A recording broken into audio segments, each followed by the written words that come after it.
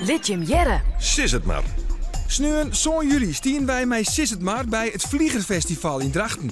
En we lijnen de meesken deze vraag voor. Waar geniet je jou het meeste van in de simmer?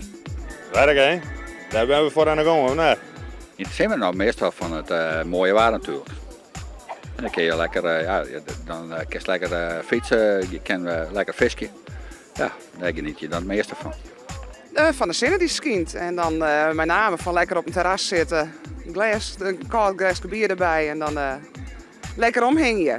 In de zomer geniet ik van het, als het inderdaad mooi weer is, van de natuur. Heerlijk fietsen door het prachtige Friesland.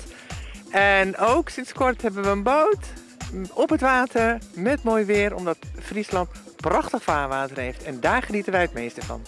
Van het mooie weer. Want dan kunnen we ballon varen. Mooi waar natuurlijk, maar dat hebben we hier net zo'n soort. Wat valt jou het mij? Ik geniet in de zomer het meest van alle mogelijke evenementen die er in de weekend te dwaan binnen. En door de weekend, als het knap waar is, met mijn man lekker aan het water zitten te visken.